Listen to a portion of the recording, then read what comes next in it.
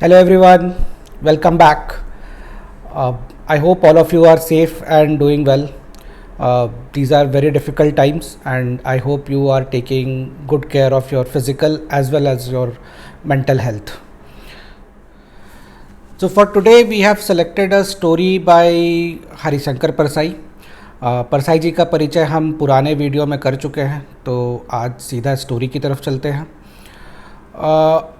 Today I am not going to give you the title of the story because it might distract you, but I'll definitely tell you that it is from a book called Nithalle Ki Diary. This book was first published in 1968. एक शाम railway station पर एक स्वामी जी के दर्शन हो गए. ऊंचे, गोरे और तगड़े साधु थे. चेहरा लाल, गेरुए रेशमी कपड़े पहने हुए, पाँव में खड़ाऊ, हाथ में सुनहरी मूठ की छड़ी. साथ में एक छोटे साइज का किशोर सन्यासी भी था. उसके हाथ में एक ट्रांजिस्टर था और वह गुरु को रफ़ी के गाने सुनवा रहा था. मैंने पूछा, स्वामी जी कहाँ जाना हो रहा है? स्वामी जी बोले, दिल्ली जा रहे हैं बच्चा. मैंने कहा, स्वामी जी मेरी उम्र तो काफ़ी है, फिर आप मुझे बच्चा क्यों कह रहे हैं? स्वामी जी हंसकर बोले, बच्चा, तुम संसारी लोग होटल में जाते हो, 60 साल के बुढ़े बैरे को छोकरा कहते हो ना, उसी तरह हम तुम संसारियों को बच्चा कहते हैं. यह दुनिया एक विशाल भोजनालय है जिसमें हम खाने वाले हैं और तुम परोसने वाले हो, इसलिए हम तुम्हें बच्चा कह रहे हैं. बुरा मत मानो, बस संबोधन मात्र है. स्वामी जी बात से दिलचस्प लगे तो मैं उनके पास ही बैठ गया.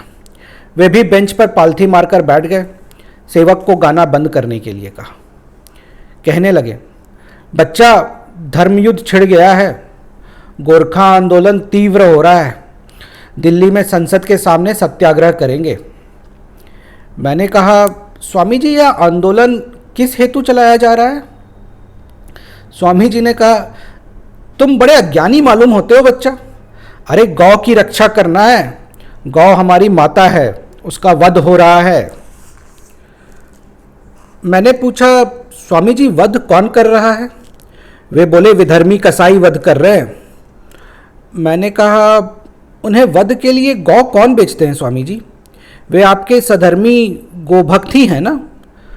स्वामी जी ने कहा, सो तो है, पर वे भी करें तो क्या. एक तो गाय व्यर्थ खाती है और दूसरे बेचने से पैसे मिल जाते हैं. मैंने कहा, यानी पैसे के लिए माता का जो वध करा दे वही सच्चा गो पूजक हुआ? स्वामी जी मेरी तरफ देखने लगे. बोले, तर्क तो अच्छा कर लेते हो बच्चा, पर यह तर्क की नहीं, भावना की बात है. इस समय जो हजारों गोभक्त आंदोलन कर रहे हैं उनमें शायद ही कोई गौ पालता होगा, पर आंदोलन तो कर ही रहे हैं.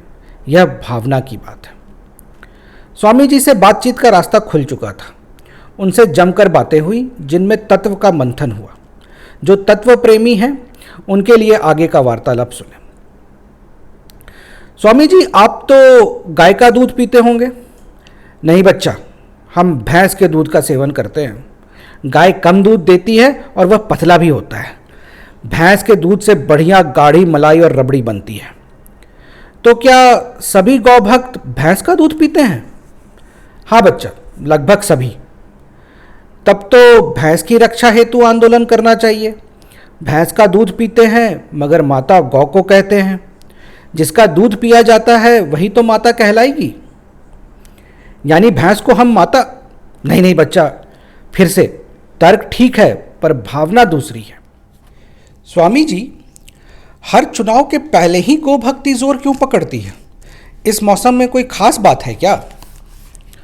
बच्चा, जब चुनाव आता है तब हमारे नेताओं को गौ माता सपने में दर्शन देती है.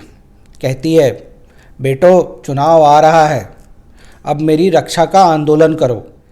देश की जनता अभी भी मूर्ख है, मेरी रक्षा का आंदोलन करके वोट ले लो. बच्चा, कुछ राजनीतिक दलों को तो गौ माता वोट दिलाती है, जैसे एक दल को बैल वोट दिलाते थे. तो ये नेता एकदम आंदोलन छेड़ देते हैं और हम साधुओं को भी इसमें शामिल कर लेते हैं. अब हमें भी राजनीति में मज़ा आता है बच्चा. तुम हमसे ही पूछे जा रहे हो, तुम भी तो कुछ बताओ, कहाँ जा रहे हो? स्वामी जी, मैं तो मनुष्य रक्षा आंदोलन में जा रहा हूँ. यह क्या होता है बच्चे?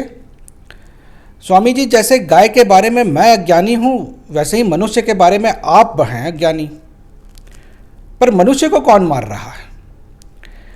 इस देश के मनुष्य को सूखा मार रहा है, अकाल मार रहा है, महंगाई मार रही है, मनुष्य को मुनाफाखोर मार रहा है, काला बाजारी मार रही है, भ्रष्ट शासन तंत्र मार रहा है, सरकार भी पुलिस की गोली से चाहे जहां मनुष्य को मार रही है। बिहार के लोग तो भूखे मर रहे हैं स्वामी जी। बिहार? बिहार किस शहर में है बच्चा? बिहार एक प्रदेश है, राज्य अपने जम्बूद्वीप में है। स्वामी जी, इसी देश में है, भारत में, यानी कि आर्यव्रत में। जी हाँ, ऐसा ही समझ लीजिए। स्वामी जी, आप भी मनुष्य रक्षा के आंदोलन में शामिल हो जाइए ना। नहीं नहीं बच्चे, हम धर्मात्मा आदमी हैं, हमसे यह ना होगा। एक तो मनुष्य हमारी दृष्टि में बहुत ही तुच्छ है। वे लोग ही तो हैं जो कहते हैं कि मंदिरों और मठों में लगी जायदाद को सरकार को दे दो। बच्चा, मनुष्य को तो तुम मरने ही दो, गौ की रक्षा करो। कोई भी जीवधारी मनुष्य से श्रेष्ठ है। तुम देख नहीं रहे हो, गौ रक्षा के जुलूस में जब झगड़ा होता है तब ये मनुष्य ही तो मरते हैं। और एक बात और बच्चा, तुम्हारी बातों से ऐसा प्रतीत हो रहा है कि इसके लिए मुझे मुनाफाखोरों और काले बाजारियों से बुराई लेनी पड़ेगी। यह हमसे बिल्कुल ना होगा। यही लोग तो गौ रक्षा आंदोलन के लिए धन देते हैं। हमारा मुंह तो धर्म ने बंद कर रखा है बच्चे।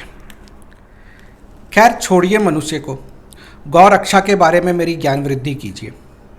एक बात बताइए, मान लीजिए आपके बरामदे में गेहूं सूख रहे हैं, तभी गौ माता आकर गेहूं खाने लगती है, आप क्या करेंगे? बेटा, हम उसे डंडा मारकर भगा देंगे। पर स्वामी जी, वह तो गौ माता है ना, पूज्य है, बेटे के गेहूं खाने आई है। आप हाथ जोड़कर स्वागत क्यों नहीं करते हैं कि आ माता, मैं कृतार्थ हो गया, सब गेहूं खा जा। बच्चा, तुम हमें मूर्ख समझते हो? नहीं नहीं स्वामी जी, मैं तो बस आपको गो भक्त समझता हूँ। सो तो हम हैं, पर इतने मूर्ख भी नहीं कि गाय को गेहूं खा जाने दें। पर स्वामी जी, यह कैसी पूजा है कि गाय हड्डी का ढांचा लिए हुए मोहल्ले के कागज, कपड़े और प्लास्टिक खाती फिरती है और जगह जगह पिटती है? बच्चा, यह कोई अचरज की बात नहीं है। हमारे यहाँ जिसकी पूजा की जाती है उसी की दुर्दशा कर डालते हैं। यही सच्ची पूजा है। अब नारी को ही ले लो, नारी को हमने पूज्य माना और उसकी जैसी दुर्दशा की है, वो तो तुम जानते ही हो। स्वामी जी, दूसरे देशों में लोग गाय की पूजा नहीं करते, पर उसे अच्छी तरह रखते हैं और वह खूब दूध देती है। बच्चा, दूसरे देशों की बात छोड़ो, हम उनसे बहुत ऊंचे हैं। देवता इसीलिए तो सिर्फ हमारे यहाँ अवतार लेते हैं। दूसरे देशों में गाय दूध के लिए उपयोग होती है, हमारे यहाँ वह दंगा कराने और आंदोलन करने के लिए यूज़ होती है। हमारी गाय उनकी गायों से भिन्न है। स्वामी जी, और सब समस्याएं छोड़कर आप लोग इसी एक काम में क्यों लग गए? इसी से सब हो जाएगा बच्चा। अगर गौ रक्षा का कानून बन जाए तो यह देश अपने आप समृद्ध हो जाएगा। फिर बादल समय पर पानी बरसाएंगे, भूमि खूब अन्न देगी और कारखाने तो बिना चले ही उत्पादन कर देंगे। धर्म का प्रताप तुम नहीं जानते बच्चे। अभी जो देश की दुर्दशा है वह गौ के अनादर के कारण ही है। स्वामी जी, पश्चिम के देश में तो गौ की पूजा नहीं करते, फिर भी समृद्ध है। उनका भगवान दूसरा है बच्चा, उनका भगवान इस बात का ख्याल ही नहीं करता है। अच्छा, और रूस जैसे समाजवादी देश भी गाय को नहीं पूजते, पर फिर भी समृद्ध है। उनका तो भगवान ही नहीं है बच्चा, उन्हें तो दोष ही नहीं लगता। ओ, यानी भगवान रखना भी एक झंझट ही है। वह हर बात पर तो दंड देने लगता है। तर्क ठीक है बच्चा, पर फिर भावना गलत है। स्वामी जी, जहाँ तक मैं जानता हूँ, जनता के मन में इस समय गौ रक्षा नहीं, महंगाई और आर्थिक शोषण है। जनता महंगाई के खिलाफ आंदोलन करती है। वह वेतन और महंगाई भत्ता बढ़वाने के लिए हड़ताल करती है। जनता आर्थिक न्याय के लिए लड़ रही है और इधर आप गौ रक्षा का आंदोलन लेकर बैठ गए हैं। इसमें क्या तुक है? बेटा, तुक इसी में है। देखो, जनता जब आर्थिक न्याय की मांग करती है तब उसे किसी दूसरी चीज़ में उलझा देना चाहिए, नहीं तो वह खतरनाक हो जाती है। जनता कहती है हमारी मांग है महंगाई बंद हो, मुनाफाखोरी बंद हो, वेतन बढ़े, शोषण बंद हो। तब हम उससे कहते हैं नहीं, तुम्हारी बुनियादी मांग गौ रक्षा है। बच्चा, आर्थिक क्रांति की तरफ बढ़ती जनता को हम रास्ते में ही गाय के खूंटे से बांध देते हैं। यह आंदोलन जनता को उलझाए रखने के लिए है। स्वामी जी, किसकी तरफ से आप जनता को इस तरह उलझाए रखते हैं? जनता की मांग का जिन पर असर पड़ेगा उनकी तरफ से। यही धर्म है। चलो एक उदाहरण देता हूँ। एक दिन हजारों भूखे लोग व्यवसायी के गोदाम में भरे अन्न को लूटने के लिए निकल पड़े। वह व्यवसायी हमारे पास आया, कहने लगा, स्वामी जी कुछ करिए, ये लोग तो मेरी सारी जमा पूंजी लूट लेंगे। अब आप ही बचा सकते हैं, आप जो कहेंगे सेवा करेंगे। बस बच्चा, हम उठे, हाथ में एक हड्डी ली और मंदिर के चबूतरे पे खड़े हो गए। जब वे हजारों भूखे गोदाम लूटने का नारा लगाते आए तो मैंने उन्हें हड्डी दिखाई और ज़ोर ज़ोर से कहा, अरे किसी ने भगवान के मंदिर को भ्रष्ट कर दिया है, यह हड्डी किसी पापी ने मंदिर में डाल दी।